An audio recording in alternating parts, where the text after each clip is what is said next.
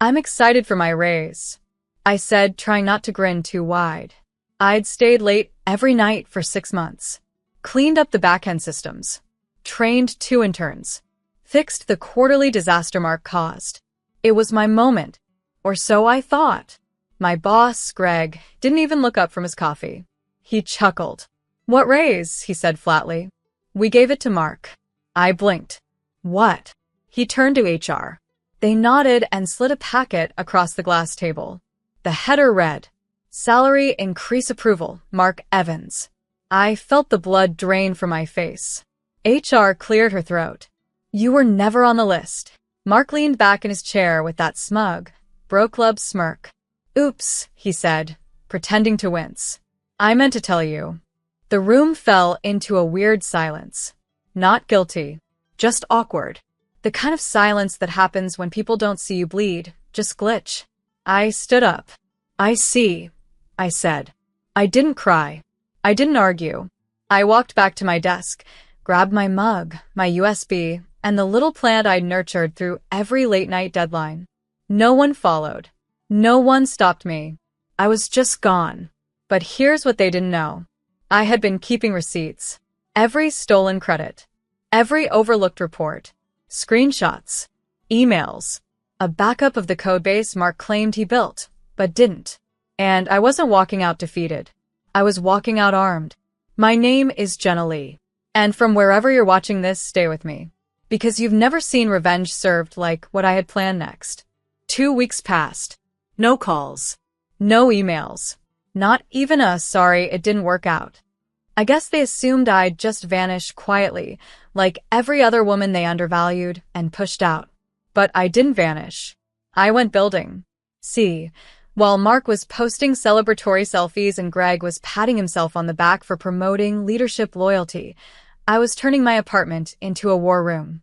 I had backups of every code sprint I authored, of voice memos of strategy meetings Mark slept through, screenshots of Slack convos where he literally asked me to reword this so I sound smarter. I also had one more thing, an NDA I never signed. They didn't even think I was important enough for one. That was their first mistake. The second? Underestimating my memory. I started drafting a Medium post. Title: How I Built a $1 million Platform While a Mediocre Man Took My Credit and My Raise. But I didn't publish it yet. Not until I gave one final warning. I sent an email directly to Greg. Subject: Attribution request. Final chance to make this right. It was short, professional, and terrifying if you knew what I had. Greg replied 3 hours later. His tone was different now. "Let's hop on a call." I declined. No more talks. Just action. The next morning, Mark emailed me directly. Speech balloon: "Hey Jenna. Just wanted to say sorry again. It was never personal. You're great at what you do." I didn't reply. I just attached a zip file of the code base he claimed as his own. Then BCC'd the CTO of the company that had just acquired our startup in a $12 million deal. That's when the panic began. I saw it unfold on LinkedIn in real time. Mark's promotion post disappeared. Greg's brag about nurturing internal talent was quietly deleted. Then came the whispers. Then came the audit. And I hadn't even dropped the real bomb yet. It was a Tuesday when the ripple turned into a wave. I wasn't even watching when it happened. Someone sent me the screenshot. Subject line leaked. Urgent. Internal IP review. Attribution discrepancy. Evans. Evans. Mark. By Wednesday, he was off the company Slack. By Friday, his LinkedIn headline quietly changed to "Open to work, former product lead." Except he was never a lead. He was a thief. And now the industry knew. I didn't have to say a word. The CTO's team did the digging. The code review exposed Mark's complete lack of technical authorship. They cross-referenced logs, found my commits, found his edits. Turns out, oops, I forgot to tell you, doesn't cover intellectual theft, especially not during an acquisition. Meanwhile, Greg tried to save face. He sent me an email. Speech balloon: "We'd love to bring you in for a consulting role, just short-term of course. Happy to discuss compensation." I laughed out loud. He wanted the fire after trying to snuff it out. So I replied, "Speech balloon, Greg. I wouldn't return to that building if it were on fire and you asked me to blow on the flames." Then I hit publish. My Medium post dropped at 10:17 a.m. It took 7 minutes to go viral. By noon, it was trending on Twitter. Headlines started to appear. She did the work. He got the raise. She got the last word. Startup queen quietly topples tech bro empire. I got interview requests from TechCrunch, Fast Company, The Verge. People shared their stories in the comments. Women, non-binary devs, interns who'd been erased by louder voices. I wasn't just a name anymore. I was a symbol. And Mark? He was a case study in what happens when you mistake silence for weakness. Greg tried to spin it, said it was a miscommunication, a learning opportunity, but no one bought it. Because I didn't just pack my desk that day. I took their house of cards with me. 2 weeks after the post blew up, I got the message. From Alana Ruiz, CTO at Halcyon Tech, a major player. Subject: Let's talk. I read your story. I've got a proposal. We met at a quiet cafe in Midtown. She didn't bring a PR person. No legal shield. Just her and a notebook. Respect shows in how people arrive. She slid a folder across the table. Inside, a 6-month build contract. Full technical lead authority. A blank check for salary. Equity on top. I don't want you to come back to tech, she said. I want you to lead where tech's going next. I smiled. Why me? She leaned in. Because you don't just build systems. You expose the ones that are broken. I signed that night. No hesitation. No second thoughts. I was no longer walking into rooms hoping for space. Now I was designing the floor plan. Meanwhile, Mark ghosted the internet. No tweets. No posts. Just occasional rumors. He tried freelancing, but every client pulled out once they Googled his name. Greg? Still holding onto his VP title, like a life raft in a tsunami. But no one in tech takes his calls without smirking. He became a cautionary tale in HR seminars. And me? I hired a team. Half of them were women who DM'd me after my article. People with fire, not fame. We launched our first beta within 8 weeks. Secured funding before we even finished our pitch deck. We didn't just build a product. We built culture. No stolen credit. No whisper campaigns. No invisible labor. And on launch day, someone from my old company tried to tag me in a congratulatory LinkedIn post. You know the kind, fake support for traction. I replied publicly. Speech balloon, don't get to celebrate what you tried to silence. It got 14,000 likes in under 2 hours. I wasn't just the girl who left a job. I became the woman who rewrote the whole damn playbook. And they? They got left behind, exactly where they'd tried to leave me. Her name was Michelle, head of HR from the company I left. The same woman who slid the folder across the table and told me, "You were never on the list." She called me from a blocked number, left a voicemail. "Hi, Jenna. I know things didn't end smoothly, but we'd like to talk. There's been a shift in leadership. Maybe there's a way to rebuild." Rebuild. As if I was the one who knocked it down. I didn't call back, but I did screenshot it. Saved it in a folder labeled, "They Remember." Later that week, I got invited to speak at a Women in Tech conference. Keynote. Main stage. 5,000 seats. The intro read, Jenna Lee, founder, engineer, systems breaker, and blueprint creator. I stood under stage lights, heart thudding, and looked out over a sea of women. Some fresh grads, some battle-worn vets. And I told them everything. Not just about Mark, but about how it feels to watch your work wear someone else's name. To hear a laugh after you ask for a raise you earned. To be forgotten in meetings, then expected to applaud someone else's win. The room didn't clap right away. They just sat with it. Then came the thunder. A standing ovation that didn't feel like praise. It felt like release. Afterward, a girl no older than 20 approached me. Tears in her eyes.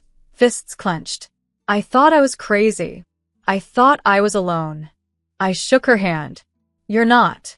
You never were. You were just quiet. And they built their thrones on that silence. That night, I received another email. This time from Greg. A different tone. Desperate. Speech balloon, things have changed. We were wrong. I was wrong. Can we talk? I didn't respond.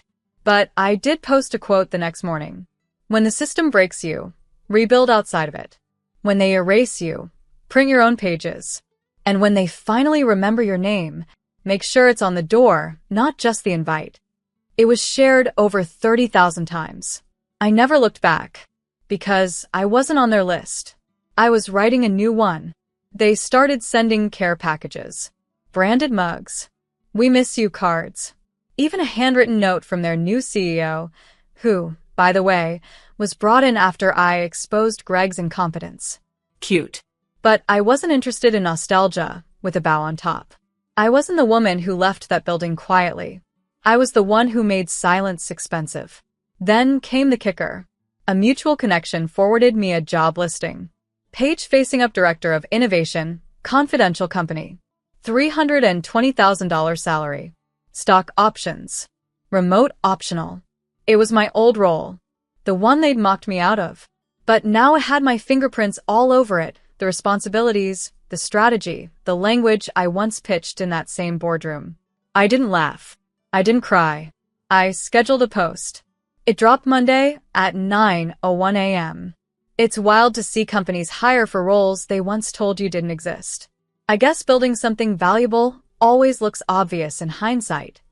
Signed, the woman who walked out and built the exit into an empire. No hashtags. No tagging. Just truth. Raw. Clean. Ruthless. And again it exploded. Comment after comment. This. You built what they feared. Every burned bridge lit your way forward. By noon, Michelle from HR sent one more email. Speech balloon, Jenna, we understand this door may be closed. But if you're ever open to conversation, I replied with one sentence. Speech balloon, I don't revisit places that required my silence to stay comfortable. Blocked. Deleted. That was the last I ever heard from them. Because I didn't just walk away from the building. I condemned it. And what I built in its place. They'll never be able to replicate. Because it wasn't just a job. It was mine. I stood across the street from their new office. Shiny, sterile, rebranded. Different logo. Same rot underneath. It wasn't nostalgia. It was reconnaissance. Because while they were busy scrubbing their history, I was busy acquiring part of their future. You see, through Halcyon's funding arm, I bought a quiet majority share in one of their core vendors, the one that powers their back-end infrastructure. No one knew. Not until the contract came up for renegotiation. And I walked in. Not with a badge. With a board seat. Greg wasn't there anymore. Neither was Mark. But Michelle? She recognized me the moment I stepped through the frosted glass doors. Her eyes widened. She stood up. Jenna, we didn't realize that I owned this room now. I smiled. That makes two of us. The meeting was quick. They wanted discounted rates, preferred support, long-term security. I offered none. Just new terms. Strict. Expensive. Non-negotiable. And when Michelle hesitated, I leaned in. I suggest you sign. Before someone who remembers less than I do walks in next quarter. She did. Hands trembling. No eye contact. I left without shaking a single hand. Back in my car, I looked at the skyline. A city of towers built by people no one remembers. Funded by people no one respected. And run now. By me. That night, I hosted a dinner for my new dev team. We toasted with plastic cups. Laughed until our ribs hurt. No suits. No hierarchy. No stolen ideas. Just builders. Free and seen. As I cleared the table, my phone buzzed. A message from an unknown number. Speech balloon, you won, Jenna. Hope it was worth it. I didn't respond. I just whispered to myself. It wasn't about winning. It was about owning the ground they thought I should crawl on. 3 months later, I was the keynote speaker at a national tech summit. Main stage. LED walls the size of billboards. Thousands in the audience. And guess who was listed as a panelist on the second stage? Michelle. Her title had changed. Organizational culture consultant. Cute pivot. No mention of where she'd come from. Backstage, she walked past me, Paused. then turned. Jenna, she said like we were old friends who just lost touch. Your work, it's incredible. Really? What you've built is. I cut her off. Spell my last name. She blinked. What? My last name? Say it. Spell it. She hesitated. Leigh? I shook my head. It's Leigh. You approved paperwork with it misspelled 3 times. And when I corrected it, you laughed and said, details aren't everything. Her face went pale. I smiled. They are now. I stepped onto the stage and stood under lights that didn't burn, they revealed. I opened with this. A year ago, I packed my desk thinking I lost everything. Today, I sign the checks for the company that powers the very tools I used to be denied access to. Applause. But I didn't pause for it. I'm not here because I'm lucky. I'm here because I stopped asking permission. I saw her in the crowd, head low, hands folded, and suddenly I wasn't angry anymore because the girl who once said, I'm excited for my raise, had become the woman who didn't need one. She created the table, wrote the contracts, signed her own damn checks. I ended with this. To every woman who was ever left off the list, don't just fight for your seat, own the building. And when I stepped off that stage, I didn't look for applause. I didn't need validation, because the silence that once dismissed me now followed them.